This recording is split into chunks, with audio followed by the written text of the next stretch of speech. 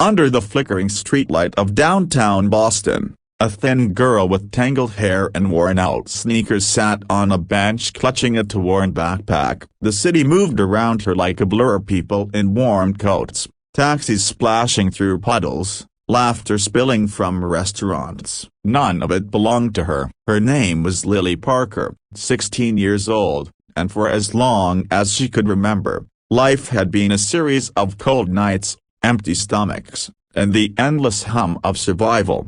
She stared at the rain-soaked street, her reflection rippling in the puddles. It was hard to believe she once had a home, a mother who hummed lullabies, a small pink room filled with dreams. Her mother, Anna, had been a kind woman who worked double shifts as a waitress, trying to keep their little world afloat. But one night, everything shattered. Her mother fell sick, the medical bills piled up, and when the rent couldn't be paid, the landlord changed the locks. The hospital took her mother, the city took their home. When her mother passed away 2 weeks later, Lily was left with nothing but her backpack and the last letter her mother had written here, a wrinkled piece of paper she carried everywhere. The ink faded but the message alive. Never let the world tell you who you are, Lily. You tell the world. For months, she slept in shelters, sometimes under bridges, sometimes behind dumpsters where the smell was awful but the wind couldn't reach. She scavenged food, shared stories with other homeless souls,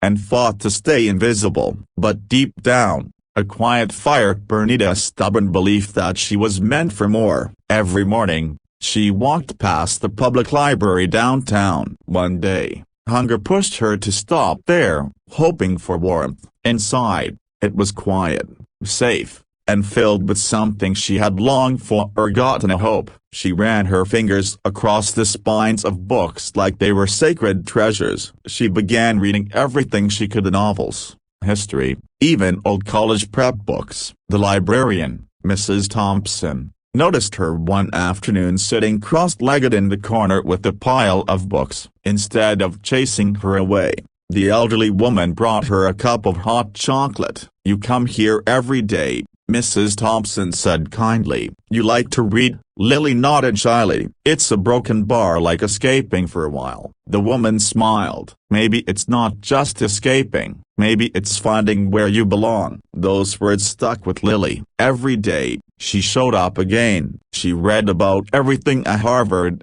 philosophy, science, literature. Her curiosity became her lifeline. Mrs. Thompson eventually gave her an old laptop someone had donated. Lily used free Wi-Fi to study online, completing lessons from open-source courses, taking notes in a battered notebook. But life on the streets didn't stop being cruel. One cold January night, her few belongings were stolen. She cried for hours in an alley, thinking it was the end. Then she took out her mother's letter again, pressing it to her chest. "You tell the world who you are." She whispered it like a prayer. From that day on, she made a decision. She would go to college, not just any college, Harvard. The dream was insane, impossible even, but Lily had nothing left to lose. She went back to the library the next morning with swollen eyes and trembling hands. "Mrs. Thompson," she said, "I want to apply to Harvard." The librarian looked at her for a long moment, then smiled. "Then let's get to work." The next months became a blur of effort. Mrs. Thompson found her a place at a youth shelter that helped teens get back on their feet. Lily began attending GED classes at night,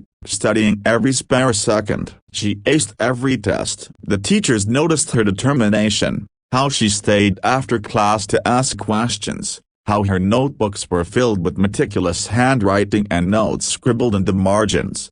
When she wasn't studying, she worked small jobs of washing dishes, cleaning, anything that paid enough for food and bus fare. She was tired, always tired, but she refused to quit. Her story began to spread quietly among the shelter staff and volunteers. They admired her resilience, the way she smiled despite everything. The day she took her GED exam, she was shaking so badly she almost couldn't hold her pencil. But when the results came weeks later, she passed with one of the highest scores in the city. Mrs. Thompson hugged her tightly. "You did it, "Lily, you're on your way." The next step was harder college applications. She spent nights writing and rewriting her essay. It began with one sentence: "My name is Lily Parker, and I was once homeless." She wrote about the streets, about her mother, about the library that saved her. She wrote about how education had become her home when she had none,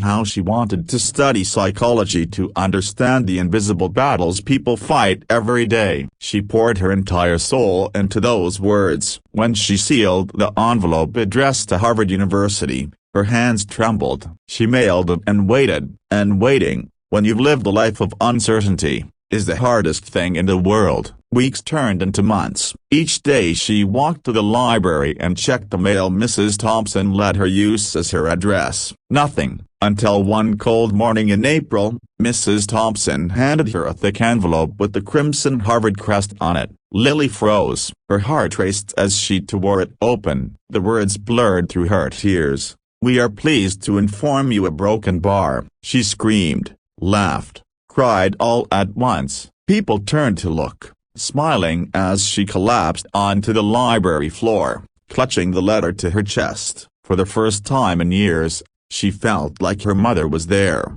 smiling with her. That fall, she arrived on Harvard's campus with 2 suitcases donated by the shelter and a scholarship that covered everything: the brick buildings, the tree-lined paths up. It all felt like a dream. The first night in her dorm, she sat by the window watching the lights of Cambridge and whispered, "We made it, Mom." But even at Harvard, the struggle didn't end. She felt out of place among students who talked about vacations in Europe and prep schools she'd only read about. She wore second-hand clothes and ate in the cafeteria alone for weeks. Sometimes she thought about quitting, but every time, she remembered the girl who had once read books by streetlight. She threw herself into her studies. Professors were stunned by her insight, her questions, her empathy. One psychology professor, Dr. Reed, noticed her brilliance and offered her a research assistant position. He became a mentor, helping her navigate both academics and life. "You've got something rare, Lily," he said. "You understand struggle. That's what makes you extraordinary." By her second year, she was giving talks at local shelters, telling other homeless youth that they could rise too. "Your past isn't a prison," she told them. "It's a story and you get to write the ending." Her story spread online after a student newspaper featured her journey. Donations poured into the shelter that had once housed her. Lily didn't forget where she came from. On weekends, she volunteered at Boston's youth outreach programs, helping kids with their homework, listening to their fears. They called her Miss Hope, a nickname she laughed at but secretly cherished. One winter evening, she stood in front of the mirror wearing a Harvard hoodie and holding her mother's letter again. The paper was frayed now, edges torn, but the words were still clear. She whispered them softly,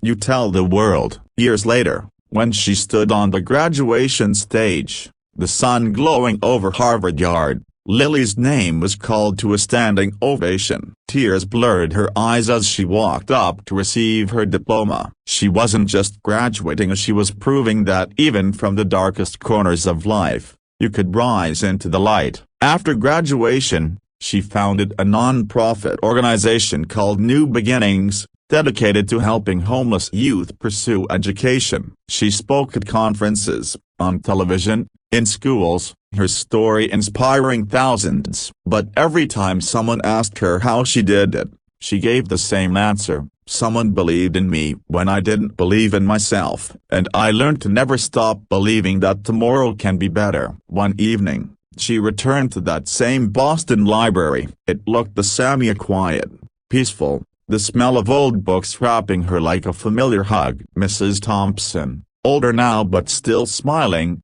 was there. "I told you you'd find where you belong," the librarian said, hugging her tightly. Lily smiled. "You were right. This was always home." She walked to the old corner where she used to sit, ran her fingers along the spines of books, and whispered to the silent shelves, "Thank you."